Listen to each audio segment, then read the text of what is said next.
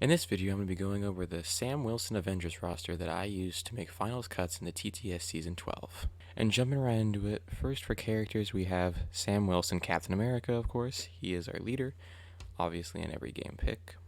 And next up we have Voodoo. Voodoo is an excellent 4-threat affiliated model. Even after his nerf, he is one of the best actionless extract steals in the game, and still dominates the board on scenario presence.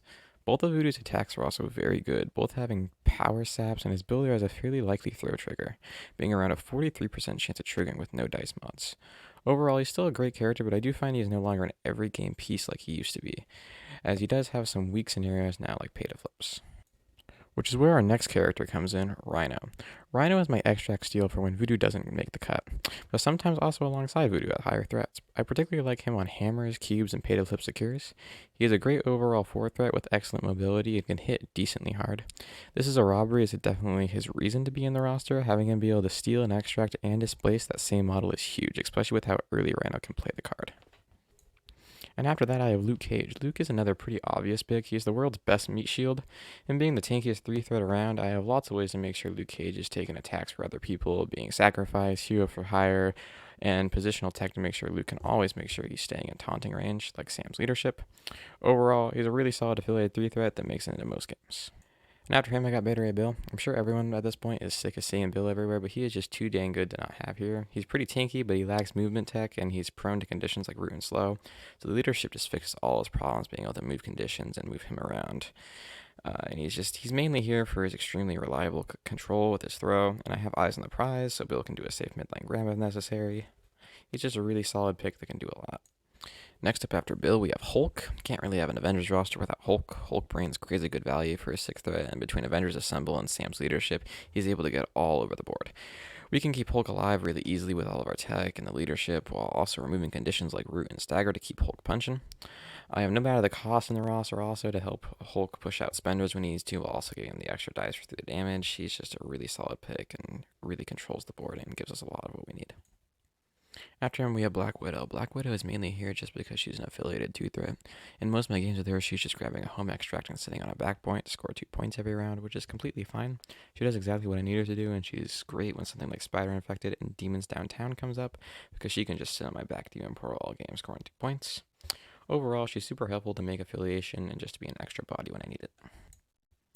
Then we have Pyro. Pyro is probably the best 3-threat in the game. He's mainly just here for his Fireball superpower to shut down big threats on the opposing team, because Root and Slow just hurts all of them so bad.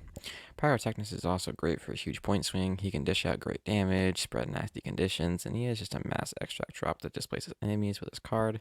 What more do you really need from a character? These next 2 are what I've changed around after the updates. In my testing so far, they have both proved to be really great, but I can see if you may want to switch them out for something different, which I'll get into alternate picks in just a little bit. Them being Wolverine and Deadpool. Feels weird having these 2 in a competitive roster, but man did they both get a huge glow up with the recent card update. First off with Wolverine, who is here when I'm forced to go for a more attrition playstyle. Wolverine can dish out some crazy good damage with no matter the cost. He can push out spenders really early and heal the damage right off with the healing factor, or he can use it once he flips to get extra dice from the damage. Deadpool is also there for when I need to get some more damage going through too, and is somewhat of a Pyro for when I can't take Pyro for affiliation purposes, and Deadpool's power steal is just insane, and between the leadership, my defensive tech, and exceptional healing, these 2, who are generally considered to be fairly fragile, become incredibly difficult to take down. They're just really solid, and I really like having them. Now to quickly go over all the tactic cards that I'm bringing for this roster. I already went over Pyrotechnics. This is a Robbery no matter the cost. Here's for higher eyes, the prize, and exceptional healing. But I also have Avengers Assemble, just because it's an amazing affiliated card. Getting a bunch of cheap actionless moves is always great, pretty much in every game kind of deal. My restricted cards are Brace for Impact and Sacrifice. I think Brace is just a no-brainer for pretty much every list at this point. It just has such crazy value, being able to block out that much damage for so little power. I like my Sacrifice as my second restricted choice for the extra layers of defensive tech, but I could see an argument for Advanced R&D or an Indomitable. After that, I also have Fallback, which is just a great card to prevent a double tap, to get into bodyguard range, or to stop the opponent from getting an extract, or just for some out-of-activation movement. And then we have Crisis cards. For secure crises, I have Mutant, Madman, Riot Spark, and Scoundrels. Mutant Madman is great for Samvengers, as he really likes to play the B shapes because we are really great at rushing our opponent's points to score them, and the pay to flip keeps everyone moving around, meaning it's harder for our opponent to commit to attrition. Rhino, Hulk, Bill, and Luke are all great here. Riots is mainly here because lots of other meta teams like Guardians don't like to play on it. We can also rotate quite well with Rhino, Wolverine, Hulk, and Black Widow are all really shine here. Scoundrels is amazing, we love the 20 threat and it's the fastest scoring secure in the game, and heavily disadvantages attrition teams due to the fast nature of the crisis and the cover the points grant. Sam's shield throw can also get through the cover, which is nice. Hulk, Rhino, Wolverine, Voodoo, and Luke are all solid here.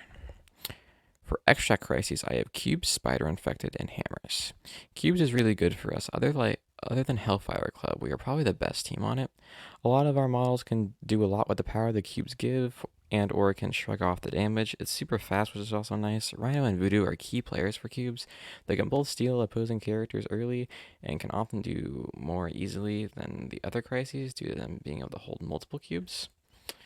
Spider Infected is very similar. Rhino is less good here, but still really solid. I really like Black Widow for spiders because she can pick up a home spider with one move and then retreat to a back point and just sit there and score 2 points all game.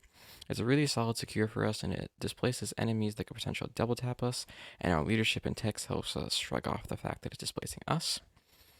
Hammers is my final extract. I really like Hammers. Once again, Voodoo and Rhino are key pieces here. If you can put Voodoo on one flank and then Rhino on the other, then they both threaten an early hammer steal. Although we are an attrition team, we still have people that benefit from hammer dice like Sam, Voodoo, and Pyro, and we can still use it to great effect.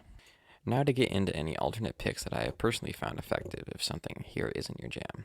Instead of Wolverine, I've used Crimson Dynamo to great effect. He generally only comes out on Demons and Gamma, but he is overall a very solid pick. I personally just took him out because it gave some weird math at certain threat levels on Scoundrels, where I'd be forced to bring Dynamo when I didn't want to.